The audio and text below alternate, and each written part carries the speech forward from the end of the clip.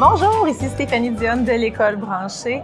J'ai l'immense honneur et le plaisir d'être avec Madame Danielle Henkel, qui est cofondatrice des franchises Espace Beauté. Danielle Henkel, merci beaucoup. Vous m'avez tordu un bras? Non, pas vrai, pas vrai. Presque! Merci beaucoup d'être avec nous parce qu'aujourd'hui, en fait, Danielle Henkel a prononcé l'allocution d'ouverture du premier sommet du développement professionnel. Et Danielle, tu étais ici parce que l'éducation, ça te tient à cœur. On te connaît comme une grande entrepreneure, mais en même temps, c'est l'éducation personnelle, l'éducation qui nous mène à s'accomplir. Absolument.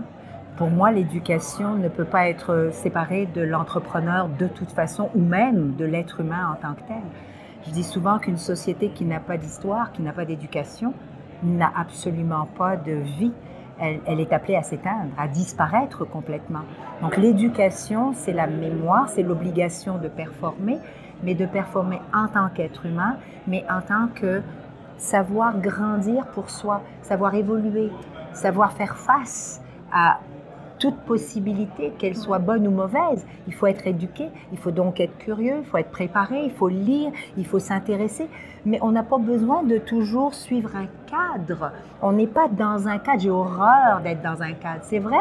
Comme vous êtes une grande entrepreneure, vous avez aussi, et vous êtes marraine d'une école. Parlez-nous un peu de ce que vous avez mis en place et ce que vous faites avec eux. Mais oui, alors c'est en fin de compte, tout est arrivé avec l'école Les Compagnons à Québec. Tout s'est passé grâce ou à cause, je ne sais pas si c'est l'un ou l'autre, mais d'une petite fille de 10 ans. Elle est venue me voir avec ses parents à une de mes conférences un jour. Okay. Elle a acheté mon livre avec ses parents et pendant, ça va faire 5 ans, elle a 15 ans maintenant. Pendant 5 ans, ce livre-là, c'est sa Bible. Donc, elle dort avec, elle le lit et c'est une petite fille qui était extrêmement timide, extrêmement introvertie, qui était quand même un peu de côté. Et tout d'un coup, elle a compris qu'elle existait. Et donc, à partir d'elle, elle est allée voir la direction, elle a mis en place, elle faisait de la lecture à des enfants qui n'arrivaient pas, qui ne croyaient plus en eux, qui n'avaient pas confiance. Elle faisait la lecture de mon livre. Wow. Elle a demandé à prendre mes citations, puis elle les placardait. Ah non, mais attendez. Et elle a organisé. Ah non, mais elle a créé tout ce qui l'aidait autour d'elle. Elle s'est accrochée à quelque chose qui lui disait à elle que c'est possible. Et donc, elle a transmis ça aux autres. C'est ça qui est très beau, c'est parce que non seulement... L'énergie qu'elle a en plus d'habiter son leadership, elle l'a transmis. Donc, ils ont découvert la petite fille qui rasait les murs, qui ne parlait pas, qui était dans son coin, est devenue leader. Et donc, pour faire une histoire courte, elle m'a organisé une conférence à laquelle je lui ai dit que je n'irais pas, parce que ce n'est pas parce qu'elle me connaissait que j'allais lui rendre la tâche facile. Donc, il a fallu qu'elle travaille pour cette conférence. Elle a donc créé un comité. Elle a parlé avec la direction. Elle a tout organisé pendant 1 an. Lorsque je suis allée, et écoutez-moi bien, là, quand j'y suis allée, j'ai été reçue. Cette conférence a été montée mieux que lorsque je suis invitée par des adultes. J'en braillais, mais sérieux, là. Wow. J'étais à terre, dans la salle, dans l'amphithéâtre. Ils ne savaient pas combien d'enfants allaient venir parce qu'ils ont entre 12 ans et 17 ans. Mais oui. Et donc, venir écouter Mme Henkel, c'est qui ça? Je veux dire, hein? Donc, elle ne savait pas s'il y en avait 20 ou 40 ou 10. Il y avait 400. La salle était pleine à craquer. Wow. Pendant 1h30, je n'avais pas un bruit dans la salle. Le respect de ces enfants vis-à-vis de ce que j'avais juste à partager avec eux. Donc, c'était fait de façon, rien sur les murs, rien sur les écrans, il y avait juste moi et eux. Une conversation. C'était vraiment un partage. C'était des questions-réponses. En fin de compte, je leur ai raconté que moi aussi, je suis une petite fille, que moi aussi, j'ai eu peur, que moi aussi, j'ai peut-être pas tombé dans la meilleure famille possible, mais qu'aujourd'hui, j'ai décidé de prendre ma vie en main, comme Charlotte, comme bien d'autres aussi. Oui. Quelle est votre vision? Qu'est-ce que vous souhaitez partager et encourager à créer dans ce que je pourrais dire l'école de demain, mais l'école d'aujourd'hui? Oui, d'aujourd'hui.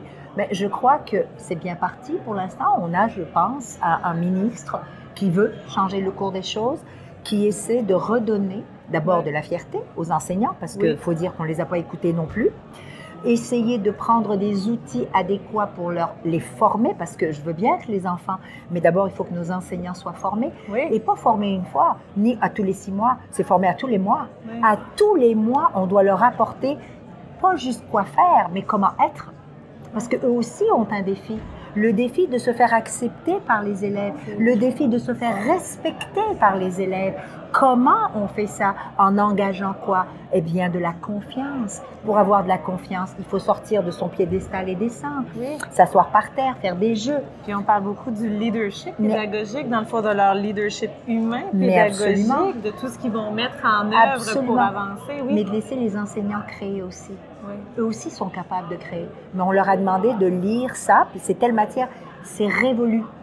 Nos enfants, mes petits-enfants, aujourd'hui j'en ai 6, si ça continue comme ça, n'auront aucune chance, mais je dis bien aucune chance de faire face à toutes les technologies, à la réalité mondiale et à l'intelligence. Aucune. Vous savez pourquoi? Parce qu'on ne leur enseigne plus les soft skills. Et les soft skills, c'est comment se débrouiller dans un état de crise. Par exemple, est-ce qu'on leur apprend encore à peindre? Est-ce qu'on leur apprend à faire un peu de méditation? Est-ce qu'on leur apprend l'empathie vers l'autre? Il a mal. Mais on fait quoi? Comment ça va? Est-ce qu'on fait ça? Pas du tout. On n'a pas le temps. On n'a pas le temps. Alors, on le demande de faire des devoirs, faire des jeux, faire des 7 jours sur 7, ils font. Ils n'ont absolument rien d'autre que ça. Donc, ma vision à moi, c'est de dire aux enseignants, lâchez pas, créez à votre façon. Parce qu'il y a plein d'écoles qui font des choses exceptionnelles eux-mêmes et ils font des choses qui fonctionnent.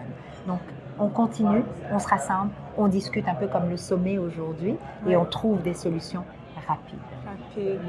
Merci beaucoup, Madame Henkel, d'avoir partagé ça.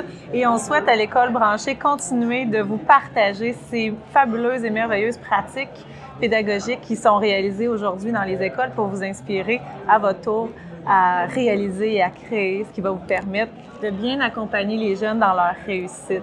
Merci. Merci à vous. Merci beaucoup. Et bravo pour ce que vous faites aussi. Vraiment. Merci.